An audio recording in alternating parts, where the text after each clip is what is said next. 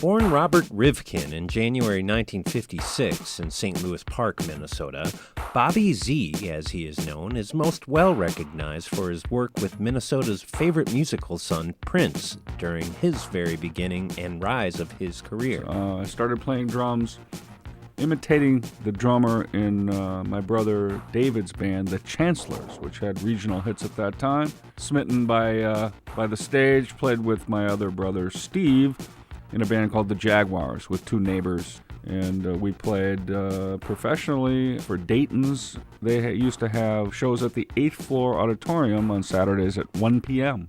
David really took to producing, ended up producing a lot of regional hit records. So there was some real crafting going on. There was a well-rounded business that became fertile ground for kind of a musical messiah, if you will. And I was looking for that character. As the star known to the world as Prince would come up, it was Bobby Z behind the drum set of what would eventually become known as The Revolution, Prince's backing band, up through 1985. There was a studio, 20th and DuPont, called Moon Sound. Studio B in the back, and I was playing in a country rock band, but we rehearsed in the back.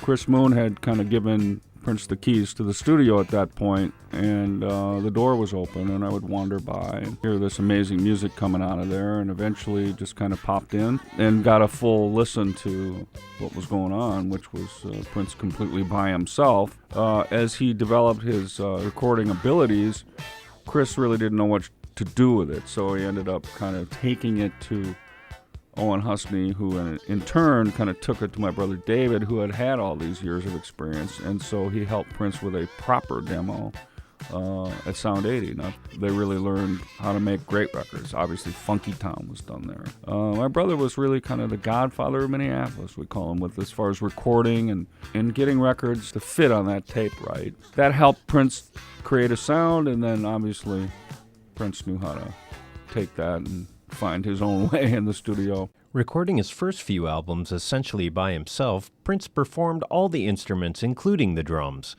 When it came time to performing the music live, Prince took on Bobby Z to keep the beat.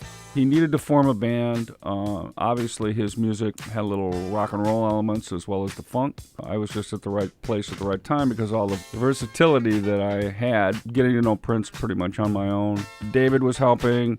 I was helping, ended up even just doing some sessions, just Prince, me, and David. So it kind of developed into a really close-knit unit that had a lot of good vibes. I would like to say band leader.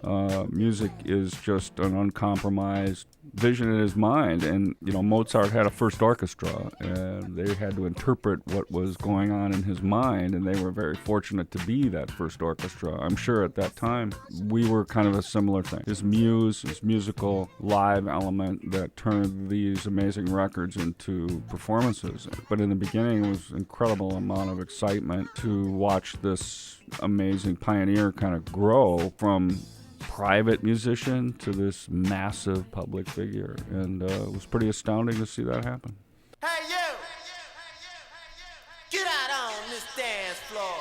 And it was funky as all get out. My rise to the thing started pretty organically on a basic drum set. Was kind of in the middle of Prince's vision of playable drum machines, which he was pioneered that, and I was the guy driving the Model T. When you're Prince's drummer, it's a pretty important job. We all know by watching him that half the excitement is unpredictability. The most essential part of the show that the drums follow where he's going. The spontaneity and audibles at the line can come out, which made it so exciting. It's very well rehearsed, but still is flexible and can turn on a dime.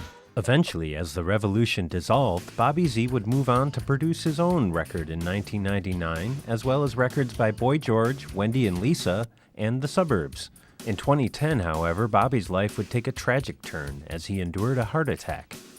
Upon recovery, Bobby became heavily involved with the Heart Foundation and heart health awareness, starting My Purple Heart, an annual benefit, the first of which he reunited his former band. You really count each day a little differently. Just said, let's do a rock and roll show, because that's where the people that are smoking and drinking are. A pretty major event. I got the Revolution back together. It's one of the most incredible nights of my life, of course. It was just pure joy to be able to bounce up off the hospital bed and do that for the fans and also educate them a little bit was just felt right. What difference does it make, man? We're still a group, right? This is Danny Sigelman for KFAI. 10,000 Fresh Voices on KFAI is made possible by a grant from the Minnesota Arts and Cultural Heritage Fund.